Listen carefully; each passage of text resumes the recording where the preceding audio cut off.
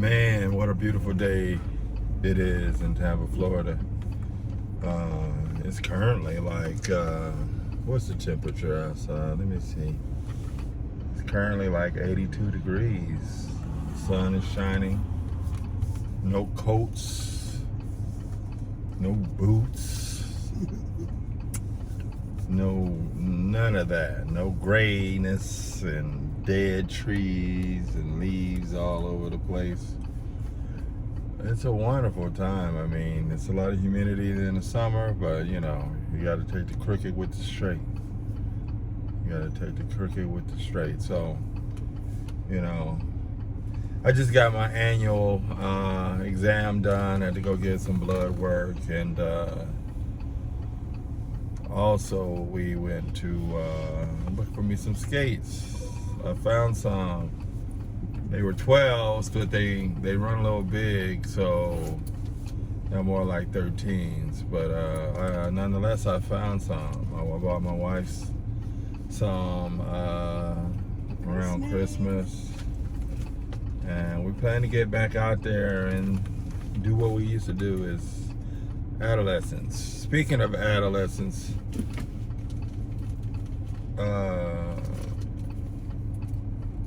I see a lot of old ace adolescents. I don't want to say the bad word because they be trying to get you. I see a lot of older adolescent people. I know that's a lot of oxymoron, or what is that? What is that? A conflict of words, or what is it? I think it's the first one I said. Oxymoron. Yeah, older adolescent. But anyway, I see a lot of grown people behaving like adolescents, and it's crazy. It just reminds you, really, that, you know, all of us don't ascend at the same rate. A lot of us are, or will continue to be, childlike. No matter how much money we make or how many titles we have or whatever, they will be sort of adolescent. But yeah, so that's kind of been disturbing as I watch and hang out at the different cigar lounges and the different events, and it's quite amusing, to say the least. But anyway, to each their own. I just love watching people and watching the foolery that's going on, and especially since I'm so-called ascended or whatever. But I've always been, anybody that knows me, I always pretty much done what I wanted to do. I don't have a whole bunch of close friends per se. I've had some are dissipated, we haven't talked, so on and so forth, but I've always kind of did my own thing, you know. Always had a car, you know, at least since I was 15. I usually drove myself. I always tried to keep myself from being in a certain position, you know. So I've taught my sons that, you know, at least tried. Speaking of kids, you jumping all over. that's what I do. I randomly jump all over the place. That's who I am. Keep up, y'all. Keep up. Speaking of kids, nice segues though. I was like talking about kids. I said, speaking of kids, you know, it's amazing how people are always wanting to know where our kids are, or why you don't post any pictures of our kids. You know, and it's like we do post pictures of our kids, just not on this forum, dummy. So quit asking about our kids. We involve our kids in enough information to know what we're doing. We too grown as individuals, fully grown, and we live our lives. I never signed up to say once I had kids, I got to be Mr. Perfect. Ain't there's no such a thing. As my grandma said, she used to say, "There's no what she said. She said, such a thing. no such a thing." When she was asleep watching TV and we turned it off. But anyway, like, stop asking. That's a weirdo question. Like I told the dude, that's a weirdo question. Why you? This form is more sensual and sexual and whatnot. And why would we want our children to be? I mean, I don't post my children on my Facebook page all the time. For even with their accolades and anything else, I don't post that because I don't want them to get excited. Because we over exemplified the whole, everybody get a trophy mentality. I'm like, this is regular business.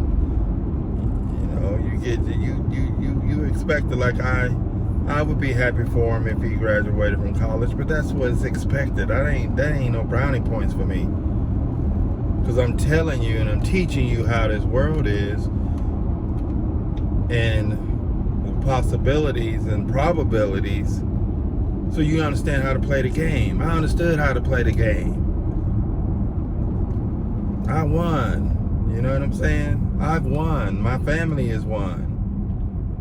But I'm trying to keep them intact. Society has a way of ripping all the fabric loose.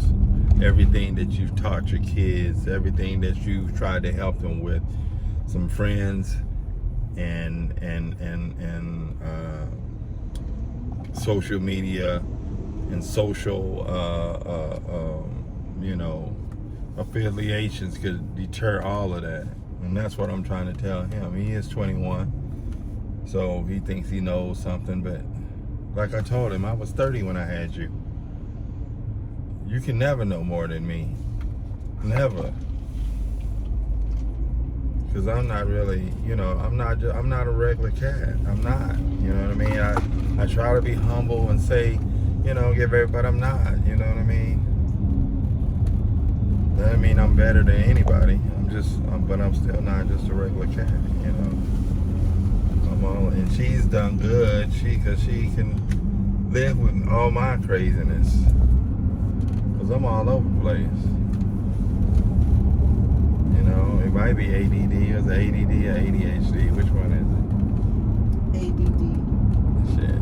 That's what my kids, inflicted me with. They autistic and they made me become, I don't remember stuff. I'm just like all over the place.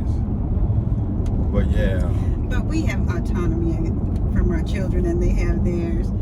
And somewhat. I mean, especially with me. Is, I tell them whatever. I ain't really tripping. No, autonomy means that you right. have your own space. I know. You have your own self. They have their own. We raise them to be their own person.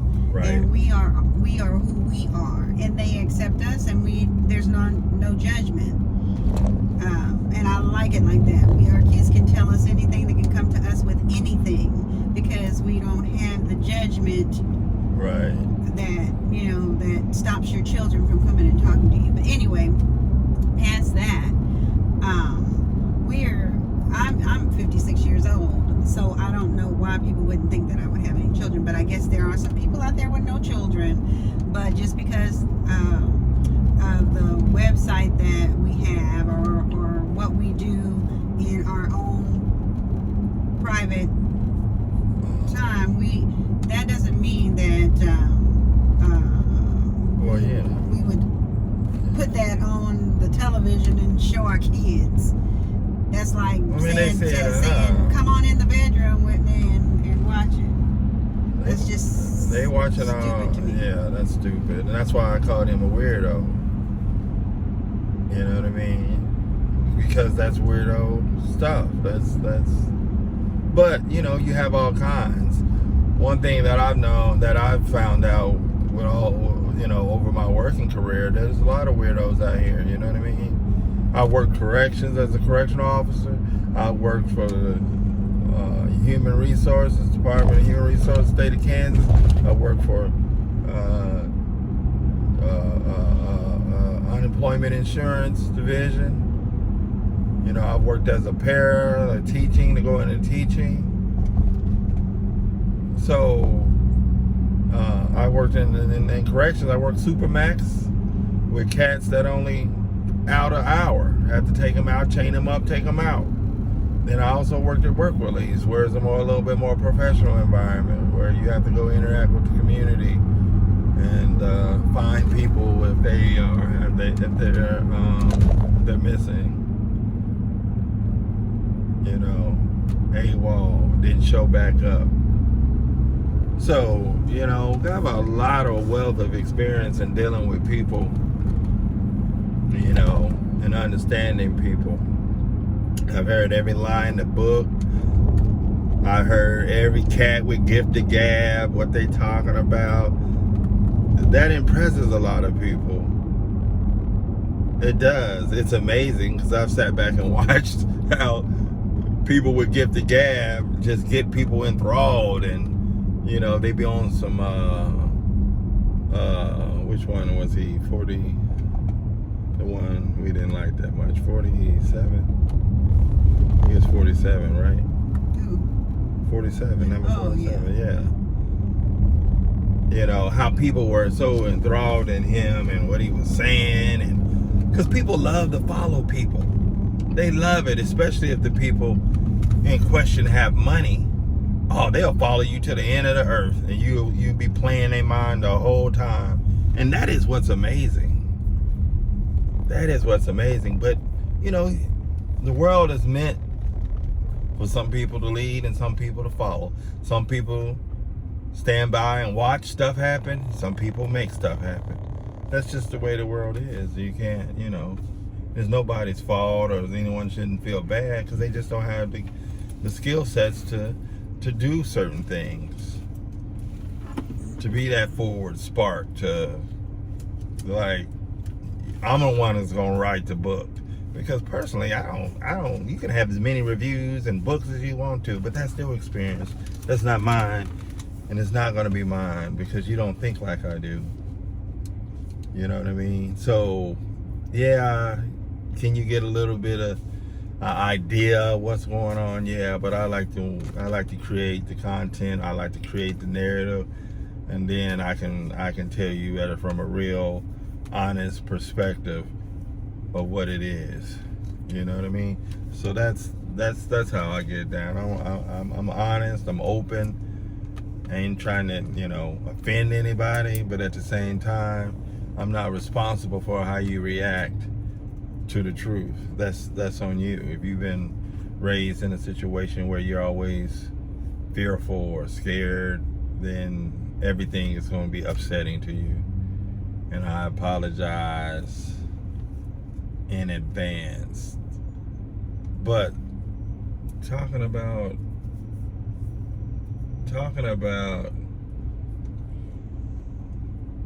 I made a little quick video earlier talking about how people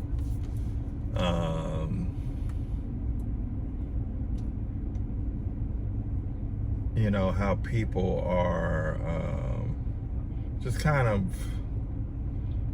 talking about relationships. I mean, there's several people on talking about relationships and how they work, and black women are this, and black men are that, and other races of women are this, and other races of women are that, and all of them seem to be 2-3 time divorcees, whatever. I know there's one guy that's on, what is he on Hoe to Housewife? It's How to Housewife? I think so. I was listening to him, and he was talking about how he, you know, one of the guys he's married. He's been married for like 15, 17 years. You know, and in their group, I think it's good, because I know he's married, but there may be some other guys that are single, so they have contrast to kind of throw ideas across the table, which I commend them for that. But some of these other people, they just like ranting on and talking about this and talking about that. But I always look at it from a male perspective, from a real G's perspective. One that's been accountable and responsible. I look at it from this perspective. We, the men, are the ones that should be held accountable for all this dogma-like relationships. We are the ones that are always seeking and trying to get some booty. We're the ones that are, doing whatever tactics that we have to take to get the booty. That's what we do. Lie, cheat, steal, lie, again, omit. And can't nobody tell me different. I'm 50, I'll be 52 next week. I ain't seen it all. I ain't done it all. I ain't done it all. I ain't never saw no dope or nothing like that. But in regards to relationships, I ain't seen it all. I you know what I mean? I ain't watched people lie. Now I ain't saying giving women a pass like they don't do anything dirty. But I'm saying I know if we're gonna stand up on these religious principles and the man is the leader and he's this and that and the head of the house and yada yada yada yada, we can't support unaccountability. We can't support these jacked up actions. I had a friend, he told me, my boy Frank, H-Town, he said, he told one of his partners that was bragging about how much, booty he getting. He got a couple side chicks or whatever. And, I'm a real pimp. I'm doing it. He said, if you so real, you such a pimp, go tell your girl that you got a couple side chicks. Go tell her, since you real. Oh man, I can't do that. Well, you ain't real. Shut up. Say what you are. Say you a player. You playing with people's emotions. And we all know what happened when you play with people's emotions. Big worm. You know what I'm saying? Big Worm said, Smokey, you're playing with my emotions. Don't play with my money. You're playing with my money is playing with my emotions. So, when people's emotions get involved, crazy things can happen. So, we have to be more accountable. Despite our need, or the need that we feel like we got to go try to have sex with every woman that we see with a big booty or some breasts, some big breasts, or or everything in between. And then if we have kids, we're not responsible. And then some of the ladies may not allow us to be responsible, so we got to fight. We don't like drama, so we just like say, hey, I guess I ain't gonna see my son. Which happened to me. She totally just vamped. Didn't say where she was moving or where she was going. But as a man, I had to make a decision. Am I going to a wild goose chase trying to find this chick that got my son? Or am I going to take care of the family that we in the house together? Me being the man I am, I told her he gonna grow up he gonna grow up with or without me, but it'd be your choice. So that was her choice. Cause I ain't never allowed a chick just run me around and I'm looking stupid like and I told my son, my wife actually, I ain't even tell him, she be beating me to my own job. She told him don't get caught up letting these chicks punk you. Because once they punk you, once they take your soul, you'll never get it back. So don't let that happen. But anyway, yeah, we all go through stuff and we can do the best we can. But we have to be more accountable. And it has to be said by men. Men spend so much time, what I've seen. I'm not saying that they do it like everybody. I'm just saying the things that I'm seeing is men spend so much time trying to tell women how to be women. They are not being accountable for themselves or telling another man how to be a man and guide himself. And once you become that leader, if you're a leader and you have somewhere to go, you leading, you are really truly leading, a woman will follow. A good woman. They ain't trying to hear that. All they think is I got balls, but I'm just and saying, if you spend so much time pointing your finger and pointing at the woman and saying, well, you ain't doing this, you're not doing that, well, what are you doing? Well, and that leads back to this. Not every woman in a history of marriage, not every woman has been able to find a suitor. Because it's more women than men. So why are we over here ranting about like every woman, there's a man out here for every woman? There's not. Exactly. There's a lot of women that have shared men back in the day, great grandmothers or grandmothers, and that's just what it was, because he was a good man. He just was, like every other man, seeking some attention, some booty, or just an attraction to a person that is just at the core just basic and enjoyable. So a lot of that happened. I'm not really one for monogamy, because it creates all these bond, these concrete rules, right? And expectations, and people can't, especially in today's time. No, when we were in the black community and everybody lived in the black community in the same 5-6 square blocks or whatever, I believe that we had a closer knit connection, and I think the relationships work better. The black businesses work better. The relationships work better. But now that we're all over the place as black people, great jobs, great professor jobs, teachers, doctors. We're not all in the same community, so it's kind of reshaped our whole thought process. So the whole thought process about women like not working anymore, or not being independent to take care of themselves, that is never gonna go away. I hear a lot of guys talking about that. That ain't going nowhere.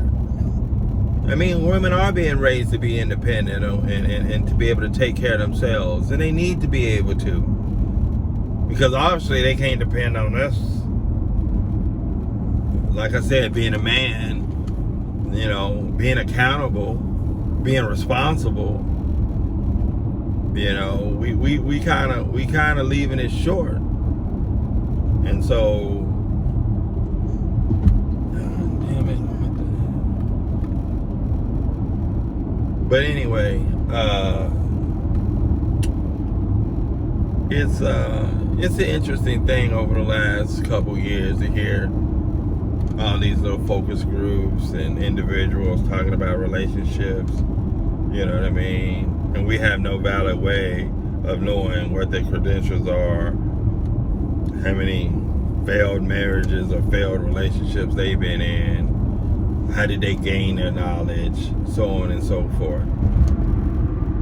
And then there's a ton of them coming now that aren't even in relationships, but they're going to tell you how to live and sustain them. Well, that's what I'm saying. They were all the ones I'm talking about. Some of them haven't been married. And haven't been in a relationship in years. But they're going to tell you how to do it. And just because they're on on social media, it's somebody's listening. Somebody gonna listen, and then you'll be alone and crying in your beer. That's an old saying, crying in your beer. Crying in your beer because you don't have a mate. Yeah. But what I truly think is happening is that people don't take the time to even communicate. Everybody's so busy texting. Nobody's talking. You can get so much from a voice. That's you get you can feel how that person is really feeling. You can hear it when they're not really feeling you, when they're not really interested. You can kind of feel if they're truly interested in what you're saying by having a conversation, by speaking on the phone or speaking in person. But everybody's using text messages, and you can't get a feel for that. Anybody can read anything. You could text me happy day, and I can read into that you want to date me.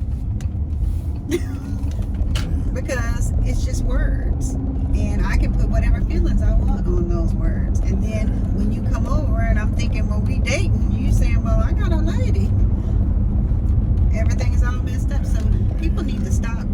And if you really are trying to be in a relationship or get into a relationship, you need to communicate. You're not gonna even learn what that person or who that person is until you talk, like real talk. Yeah, like 1970s talk, 1980s. Exactly. And not that anything was not happening back then, but right now, everybody out to trick everybody else. Mm-hmm. And everybody is playing the fool.